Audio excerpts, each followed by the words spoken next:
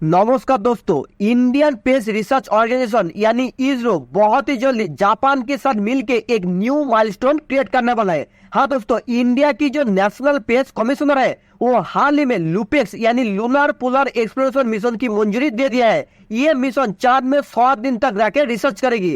तो चलिए दोस्तों जानते हैं कि लूनर मिशन की मेन टारगेट क्या है और इस मिशन को कब तक लॉन्च होने वाला है।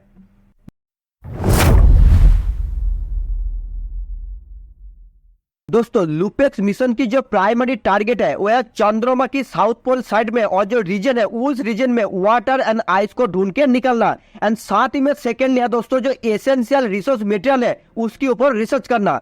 दोस्तों, इस मिशन में एक लैंडर और एक रोवर की यूज किया जाएगा, जिसमें जापान की तरफ से लैंडर को यूज किया जाएगा एंड इसरो की तरफ से रोवर की कोलैबोरेशन किया जाएगा। इस मिशन की जो मेन एम है वह चंद्रमा की पोल के अंदर जो फ्यूचर लूनर बेस के लिए एस्टेब्लिश करने के लिए रिसोर्स को आइडेंटिफाई करना। अब दोस्तों लुपेक्स मिशन की जो लॉन्चेस है उसके बारे में बात करेंगे। दोस्तों 2025 से 2028 की अंदर ही लुपेक्स मिशन की लॉन्च करने का संभावना हो रहा है। एंड दोस्तों ये जो मिशन है इस मिशन फ्यूचर की स्पेस एक्सप्लोरेशन के लिए बहुत ही ज्यादा इंपॉर्टेंट कदम उठाया जा रहा है।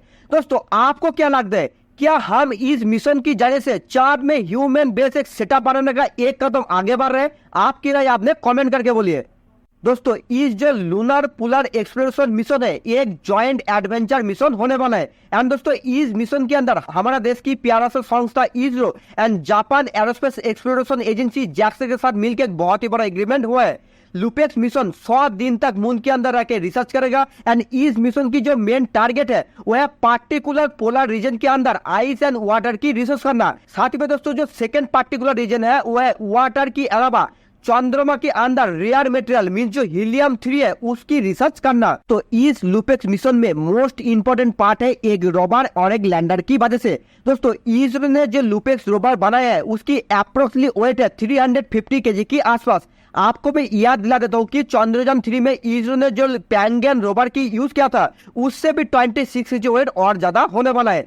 एंड दोस्तों सेकंडली जैक्सा ने अभी न्यू डेवलपमेंट कर रहे एक रोवर की एंड एक हाई कैपेबल रॉकेट की इस मिशन के लिए।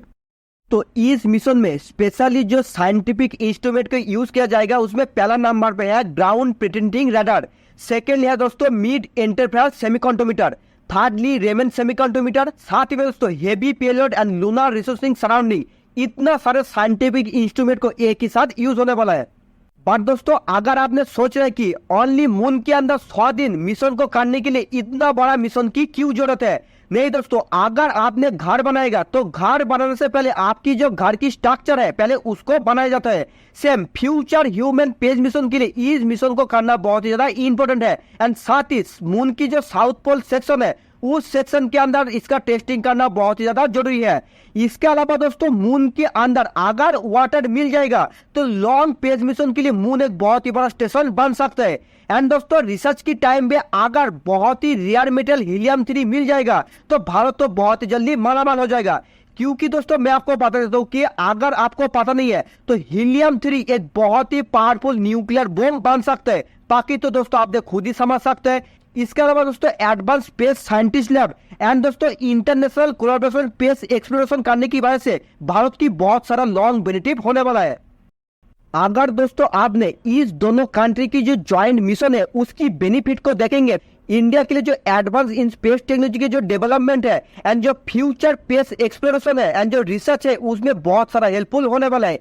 इसके अलावा दोस्तों इंडिया के लिए जो साइंटिफिक डिस्कवरी है, जो जियोलॉजी है, इन्वायरमेंटल बेनिफिट है, रिसोर्स को यूटिलाइजेशन करना एंड स्पेस सेक्टर में बूस्टिंग करने के लिए बहुत ही ज्यादा हेल्पफुल होगा।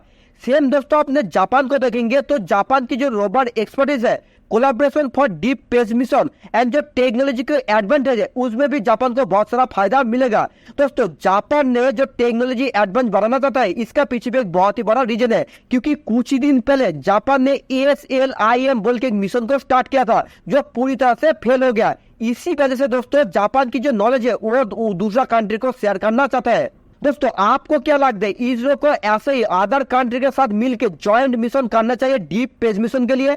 आपकी राय आपने कमेंट करके बोले। साथ में डेली ऐसा ही new knowledgeable and informative video मिलते रहने के लिए नीचे रेड बटन दबा के इस चैनल को सब्सक्राइब करें और हमारे साथ जुड़े रहने के लिए और दोस्तों को इस वीडियो को शेयर करने के लिए आपको प्रेम पूर्वक बहुत बहुत धन्यवाद।